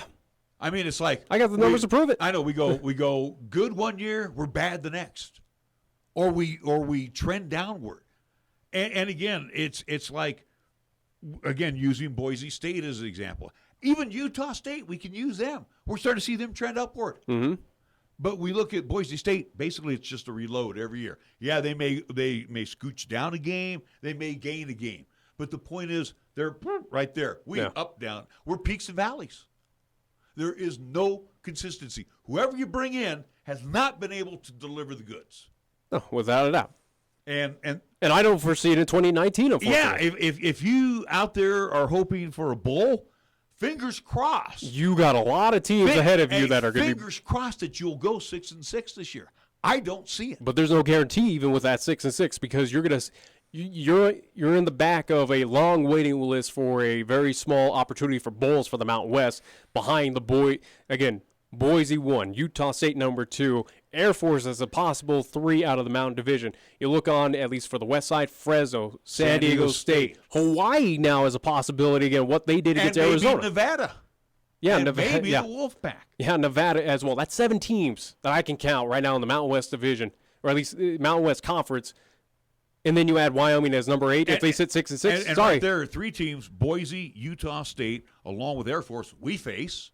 Yeah. We face San Diego State, and we got to go out there. Mm-hmm. And we also face Nevada, which comes here. There's 5 teams right there that could be ahead of us on the bowl poll. Well, 3 out of your Mountain Division are on the road against Utah State, Boise, and at least with Air Force. Good luck. Good luck. We need to definitely take a timeout. We're going to be back with more after these words here on 1480 KRAE. Are you looking for a pharmacist who will actually take the time to talk to you? Then come to Medicap Pharmacy. We're dedicated to healthcare only, which means we'll fill your prescription quickly, and then we'll make time to listen, answer your questions, explain your prescriptions, and tell you about possible drug interactions. Medicap Pharmacy will always make time for you. Medicap Pharmacy, 1947 Bluegrass Circle, next to Texas Roadhouse in Cheyenne. Or call 635-3712. Did you know that in rural areas of Laramie County, electricity is reliable and affordable because of High West Energy? Based in Pine Bluffs, High West Energy is an electric co-op owned by the 10,000 customers we serve, and that includes F.U. Warren Air Force Base and 20 subdivisions around Cheyenne. For more than 75 years, High West has been proud to play a part in the steady growth and economic development of this region, while also contributing to local nonprofits, charities, and civic organizations. In life, you question everything. The same should be true when it comes to managing your wealth. What are your investment recommendations based on? How much are you paying in fees? And how can those fees impact your returns? Charles Schwab encourages investors to get engaged and ask tough questions. To learn more, call the Schwab Cheyenne branch at 307-459-0998 or visit schwab.com/Cheyenne. Charles Schwab and Company, Incorporated. Member SIPC. To celebrate Taco John's 50th anniversary, our famous Sierra Chicken Sandwich is back. With grilled chicken and original Sierra sauce wrapped in a warm flatbread, the Sierra Chicken Sandwich is better than ever. Plus, we're giving you a chance to win $50,000, free food, and other great prizes with any medium or large drink purchase. 1 in 3 cups is a winner. Enter the code on the cup to see if you've won $50,000, free food, or other great prizes. The more you play, the more you win. Ole the day at Taco John's. The end of the summer is in sight. Did you accomplish all of your home improvements and remodeling projects? Whether you're remodeling your kitchen or adding a little extra space for your growing family, the Home Equity Line of Credit with Platte Valley Bank can help you finish what you want to complete this summer. So stop in and we'll show you the hidden value in your home with a Home Equity Line of Credit with Platte Valley Bank. Platte Valley Bank, member FDIC, equal housing lender. All lines of credit are subject to credit approval. Certain restrictions may apply. Under the definition of fun in the dictionary, they need to include 2 more words: Wyoming Downs. It's the perfect way to have fun with new and even more exciting simulcasting games on display, including Classic Heat, Great American Racing, Samurai Legacy, plus the Great Jackpot. That's just a sampling of fun that's happening today at Wyoming Downs. Make sure to get your player's card to enjoy triple points on Sundays, double points on Mondays. There's Mystery Moolah every Friday and Saturday, plus other special promotions going on at Wyoming Downs, with 2 fun locations in the Cheyenne Plaza at 3617 East Lincoln Way and at the Outlaw Saloon at 312 South Greeley Highway. Remember, for more information, go to wydowns.com. Here's the latest weather forecast on 1480 KRAE. Well, the Ys for today: sunshine, expected daytime high of 78. For tonight, partly cloudy with isolated showers and thunder boomers. Our low dropping out of 48 degrees. Mostly sunny for tomorrow with isolated showers in the morning. Expect a daytime high of 74. Partly cloudy Tuesday night with our low down to 47. Sunshine on Wednesday. We're calling for a daytime high of 81. You bleed brown and gold? So do we. Wyoming Cowboys football and basketball is always front and center on this show. This is Wyoming Sports Talk Today, and it's here on AM 1480 KRAE.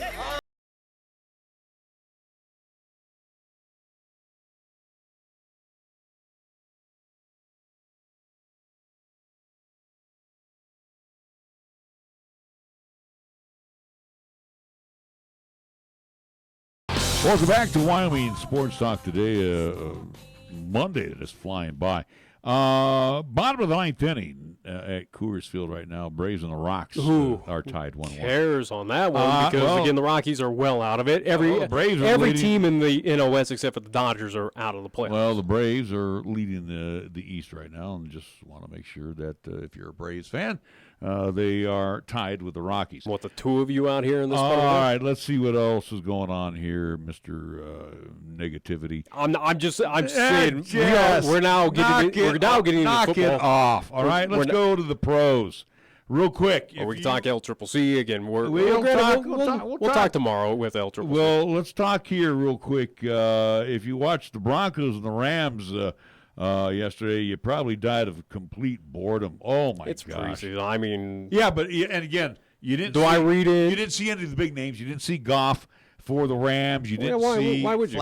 Well, this is the 4th game of the preseason for these teams. For the Broncos, you saw Brett Ripien throw. Ready for this? He threw 23 times, completed 14 for 80 yards. You know what that is? That's an average of 3.5 yards a pass. Is he anticipated to be the starter?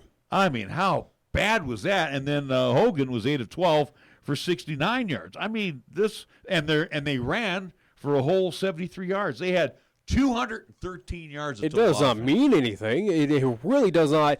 Granted, again, in my opinion, with the Broncos, it's going to be a rough season.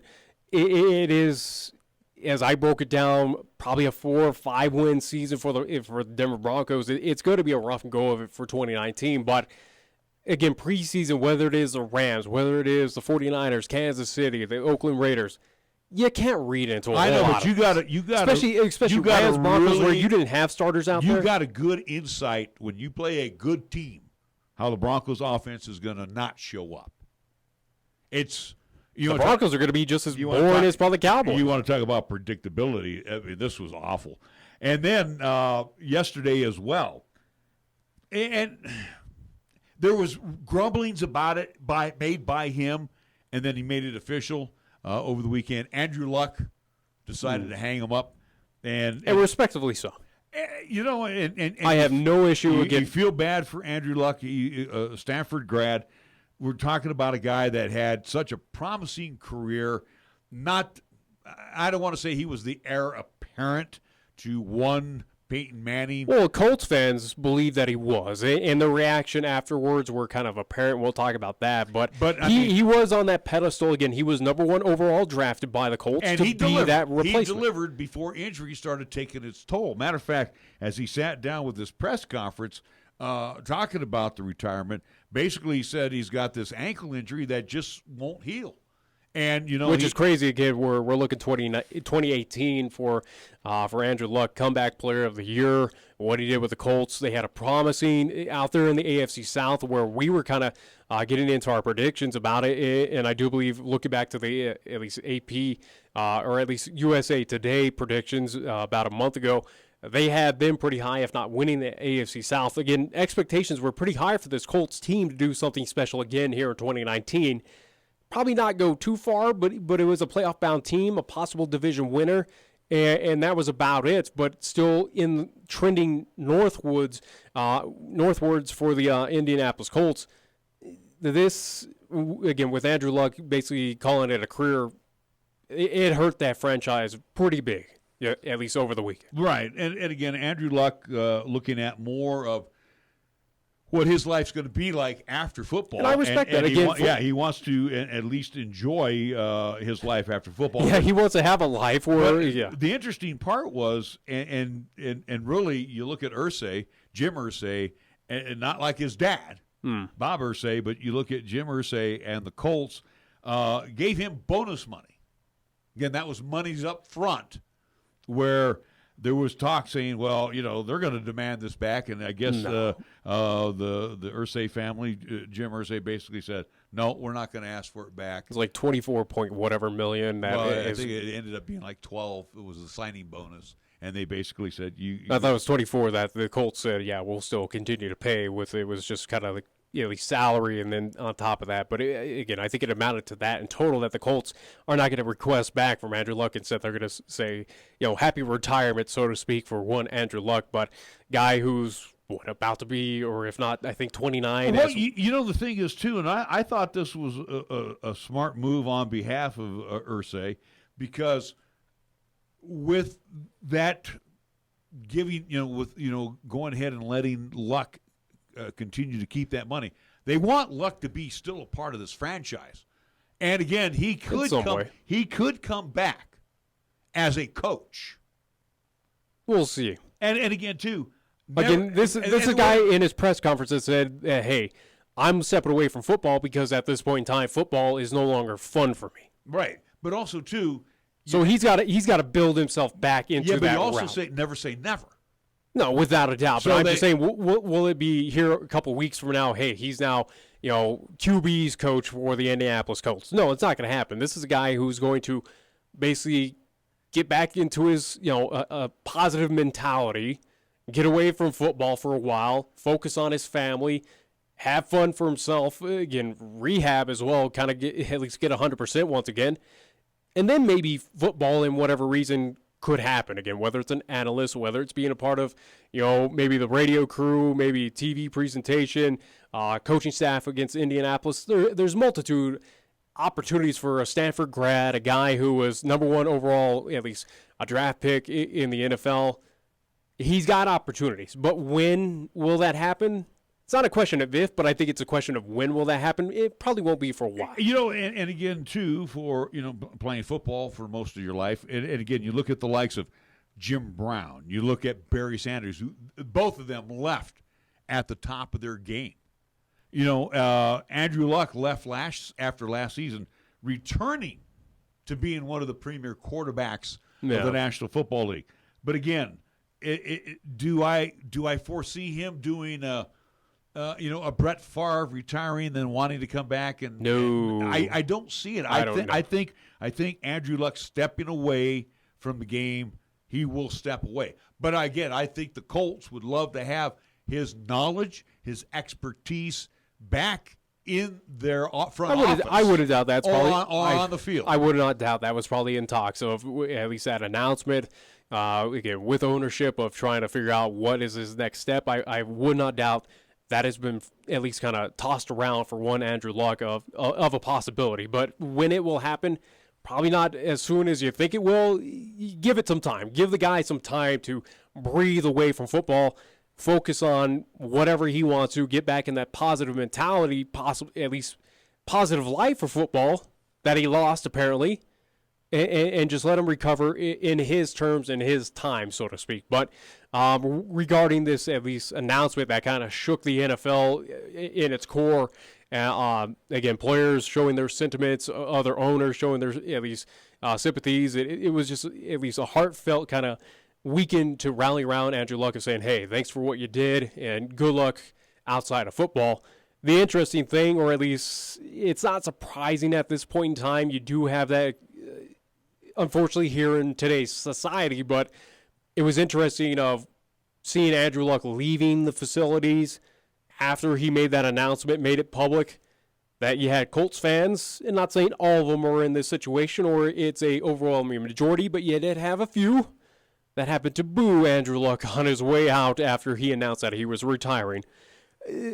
Not the classiest thing to do, those fans that were booing Andrew Luck. That's a little pathetic on your part, at least on your part. And like I look at you in the year 2019, are you surprised?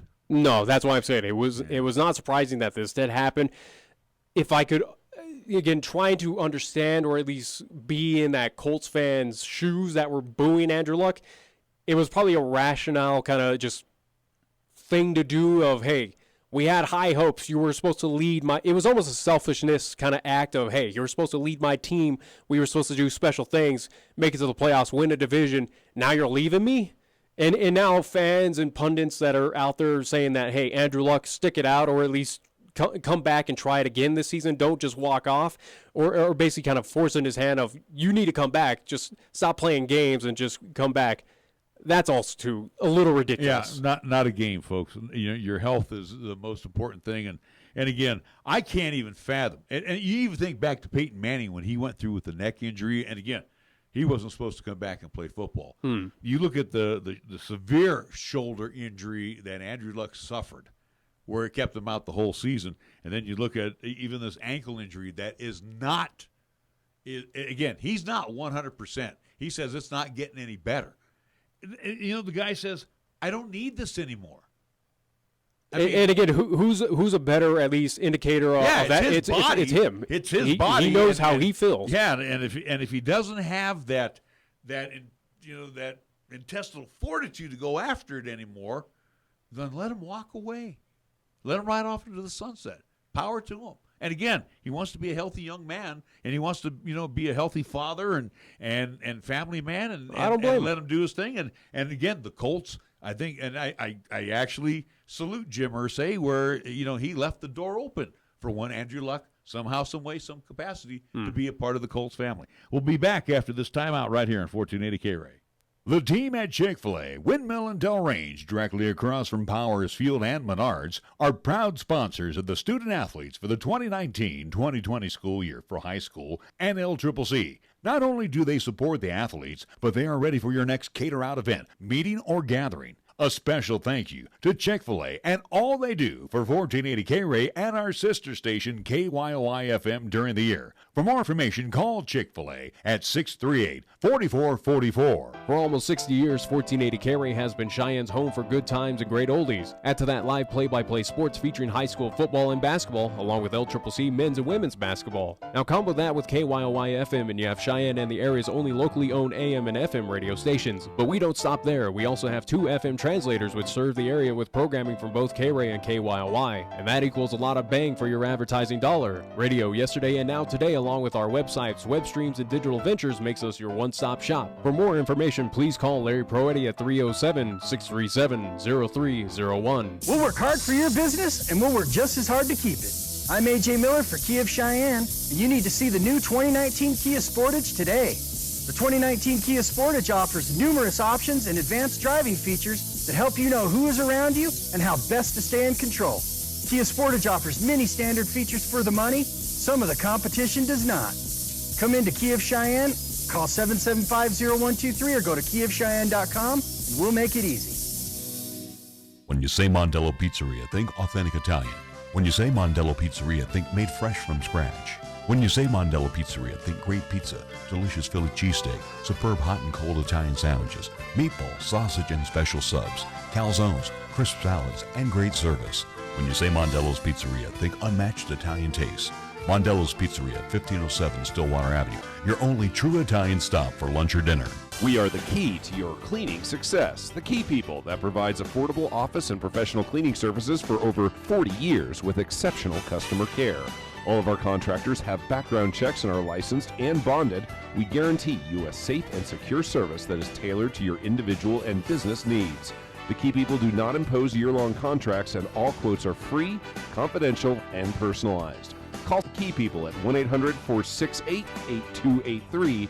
That's 1-800-468-8283. First Tier Bank's drives remain competitive and offer some of the best CD rates in the community, as well as area banks and credit unions per Rate Watch reports. How does that make a difference to you? First Tier Bank can assist you in securing some of the best rates on CDs. First Tier Bank offers the personalized customer service you've grown accustomed to and deserve. Plus, feel confident that your finances are taken care of by a responsible, knowledgeable staff. Call 307-632-3500 and ask for Caitlin or Debbie. Member FDIC, Equal Housing Lender.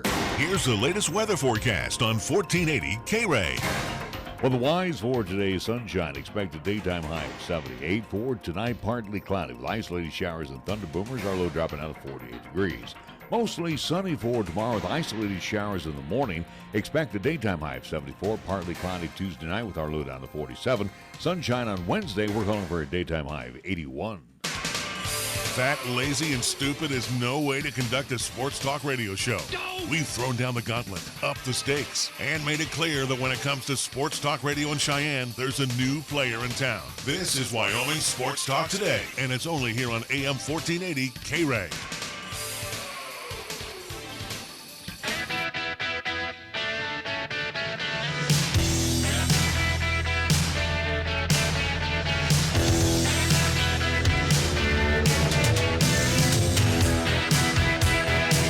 Well, to me, it's still baseball season. There's still 30-some games left. Rocky fans, all whatever's left of you out there, Rockies win. Bottom of the ninth inning, walk-off from Ryan McMahon, a 2-run homer. Rockies win over the Braves 3-1. Over the weekend, Bruce Bochy of the Giants managed his 4,000th game.